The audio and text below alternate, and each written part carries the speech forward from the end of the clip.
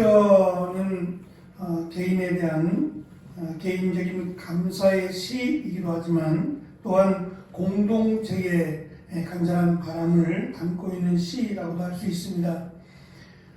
138편의 표제가 다윗의 시라고 알려주는데 이 다윗의 시임에도 불구하고 이 다윗의 시의 모음집에 들어가지 않고 이 거의 끝쪽, 그러니까 시편의 끝쪽에 자리하는 것은 이 모음집의 특징, 시편의 모음집들을 모아놨는데 이 모음집의 특징에도 불구하고 감사의 시로 분류되지 않고 이 뒤쪽으로 가서 따로 이제 다양한 시들을 이렇게 분류시켜 놓은 이 뒤쪽 편에 위치한 것은 크게 두 가지 의미가 있을 거라고 생각을 합니다. 하나는 다윗의 시이지만 이 시의 내용에서 강조하고 있는 것처럼 주의 오른손이 나를 구원하시리라 라고 하는 다윗이 파란만장한 삶, 특히 이제 나라가 통합되지 않은 상태에서 두 개로 나눠져 있었고 또 주변의 적들로 인해서 많은 어려움을 겪을 때에 다윗의 이 기도, 분명히 다윗이 살았던 그 시대의 배경을 안고 있지만 더 나아가서 바벨론이나 계속해서 포로로 생활하게 되는 이스라엘 백성들의 상황과 너무 딱 맞춰가고 있다는 점에서 다윗의 시일 뿐만 아니라 후대에 포로로 잡혀가고 나라를 빼앗긴 상태의 이스라엘을 대변해주는, 그리고 이스라엘의 공동체의 기도와 부합되는 내용이기 때문에 굳이 다윗의 시 쪽으로 몰지 않고 따로 밖으로 빼내서 뒤쪽에 위치해 놓았다라고 볼 수 있습니다.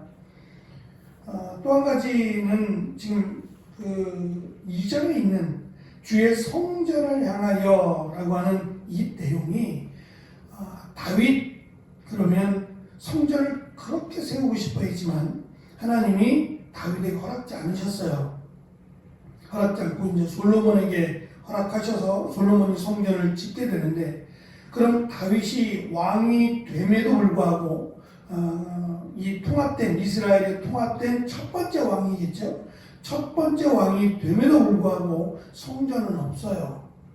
근데 이 성전이 없어서 성전을 향해서 부르는 이 노래가 말씀드린 것처럼 바벨론으로 포로로 잡혀가면서 무너진 성전 또는 성전이 없는, 다시금 성전이 없는 그 포로된, 바벨론에 포로된 이스라엘 백성들의 그 모습과 너무도 비슷하다는 거예요. 그러니까 성전을 짓고 싶었지만 지을 수 없는, 성전이 없는 상태의 다윗과 성전이 무너지고 성전이 없는 바벨론에 포로된 이스라엘 백성들의 그 상태, 신앙적인 상태가 너무도 비슷하다라고 하는 점에서 여기 138편에 위치했을 것이다 라고 추정을 합니다.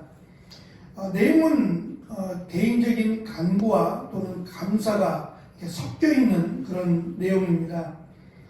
1절에서 다윗은 신들 앞에서 감사하고 찬양한다라고 고백을 합니다. 지나온 삶을 돌아보면 다윗이 될 수 있었던 것은, 또 다윗이 왕이 될 수 있었던 것은 하나님의 은혜입니다. 그것을 다윗은 감사하며 찬양하는데 그 감사와 찬양이 신들 앞에서라고 강조합니다. 신들이라고 하는 것은 하나님뿐만 아니라 이스라엘 주변 국가들의 신이자 특별히 블레셋이라고 하는 다윗하고는 뗄래야 뗄 수 없는 연관을 갖고 있는 나라입니다. 골리앗을 죽이고 또 블레셋으로 망명을 가고 또 빼앗긴 언약궤가 다시 돌아오고 이 언약궤를 예루살렘으로 가져오기까지 참으로 많은 사건들이 있었는데, 이제 주변의 나라들, 그 나라들이 섬기는 신들, 사실 신이라고도 말할 수 없는 그 신들 앞에 오직 하나님만이 진정한 신이시고, 자기가 여기까지 올 수 있었던 것, 그때가 언제인지는 명확하지 않지만 자기가 지금까지 올 수 있었던 것은 하나님이 그 신들 앞에서 하나님이 되어 주셨고 자기를 인도해 주셨다라고 하는 신앙의 고백입니다.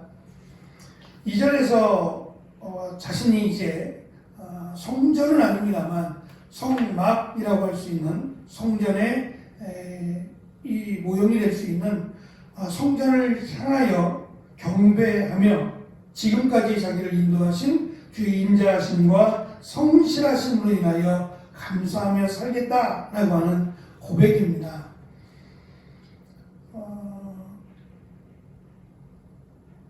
이제 저희가 그 몇몇 목사님들이 같이 기도원에 가기로 하고 기도원에 가실 분들은 예약을 좀 해야 되니까 예약을 좀 해달라고 했는데 이분들이 그 의도를 몰랐던 것 같아요. 모르고서는 예약을 안 하는 바람에 저희가 가기로 했던 강화도의 신덕기도원이 방이 3개밖에 안 남은 거예요. 그래서 이제 급하게 어쩔 수 없이 그 학교에 있는 오살리기도원으로 거기 집회가 없다 그래서 연락을 하고 방이 뭐 한 5개 정도 남아있다 그래서 저희가 이제 그쪽으로 출발을 했어요. 미아리에 있는 목사님하고 같이 출발을 했는데 예약을 좀 하려는데 예약이 안 된대요. 당일 예약도 안 되고 와서 해야 된다는 거예요.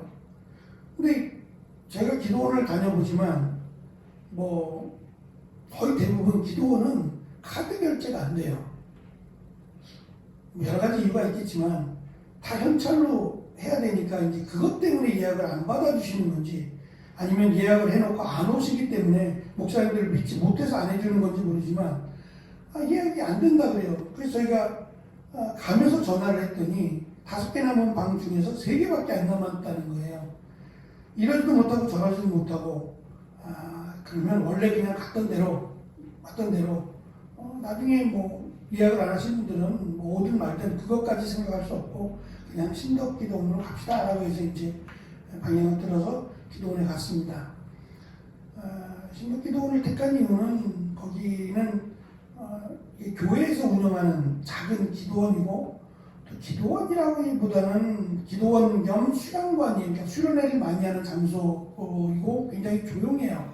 크지도 않고 이제 그것이 너무 좋았어요. 그리고 조금 이렇게 걸어 올라가면 만이산도 있고 또 개인 조그마한 방들이 있어서 거기서 얼마든지 기도할 수 있고 이러한 그 조용하고 하는 이러한 환경이 좋아서 뭐 저렴하기도 하고 그래서 이제 기도원에 갔는데 저희가 주일날 저녁에 들어갔으니까 주일날 저녁에 들어갈 때는 뭐 거의 비어있는 상태였는데 월요일부터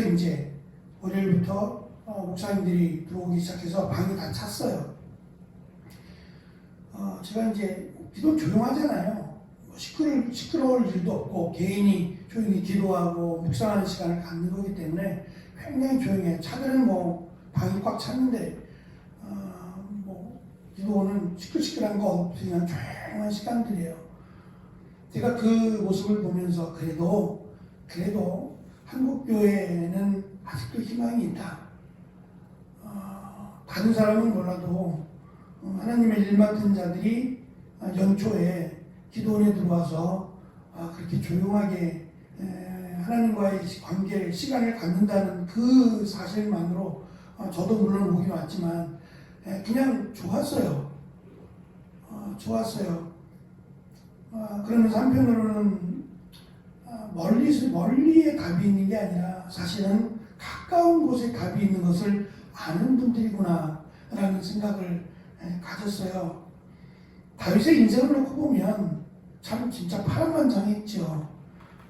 여러 가지 우리가 경험하고 싶지 않은 또 경험할 수 없는 참으로 다사다난한 사건들을 겪은 다윗이 꼬일 대로 꼬인 어쩌면 제가 말씀드렸죠. 왕이 되지 않았더라면 차라리 낫지 않았을까라고 여길 만한 그런 일들, 자식의 아버지를 죽이는 이런 폐륜적인 일까지도 다윗이 겪으면서 하나님을 원망하거나 불평하기보다는 하나님의 은혜에 감사하고 하나님 앞에 간구하는 이 모습이 귀하다는 생각을 했어요.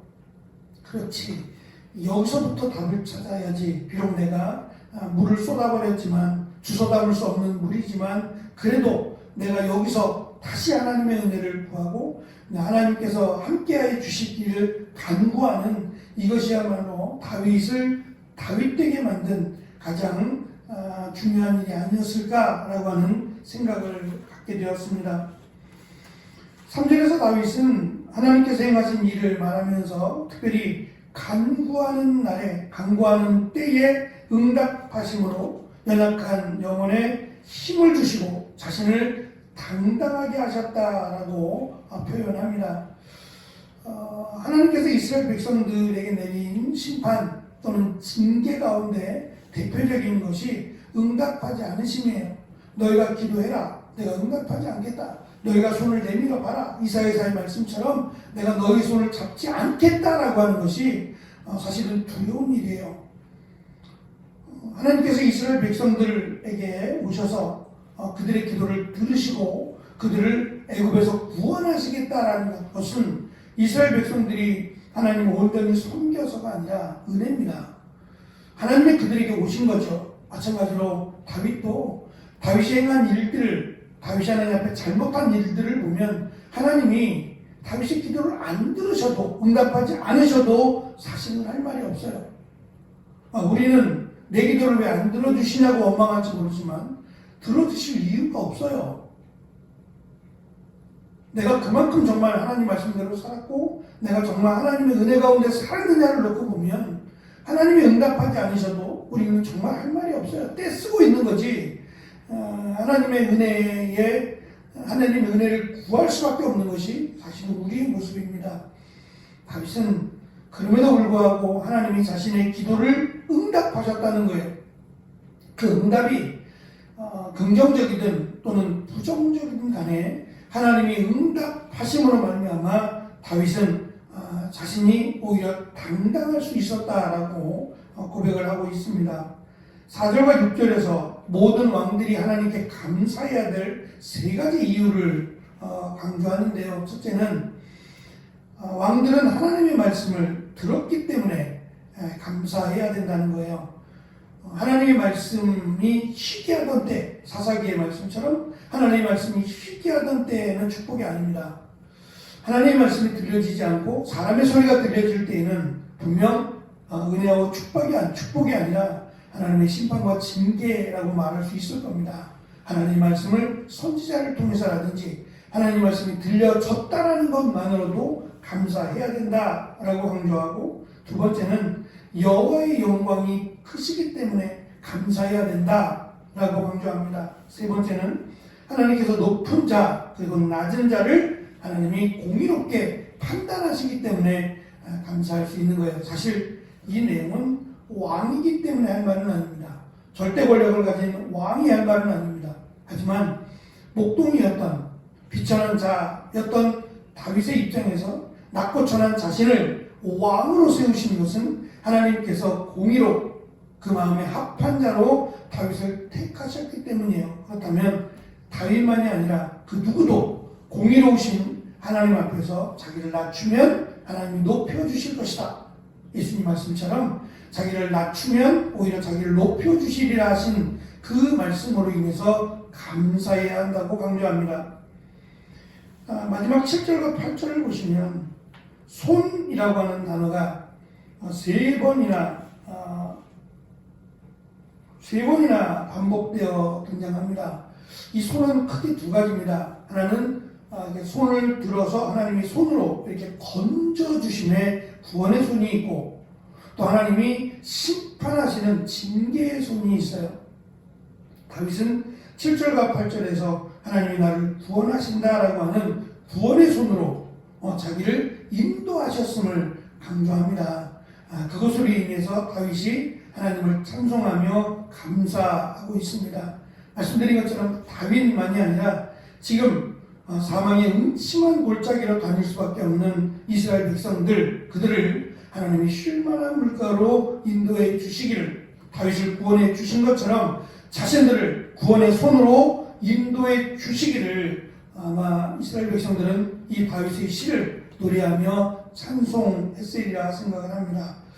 하나님이 우리를 지켜주시고 또 구원의 손으로 인도해 주실 뿐만 아니라 8절의 마지막 하나님 나를 버리지 마옵소서라고 하는 간구의 노래로 이 시를 마감합니다.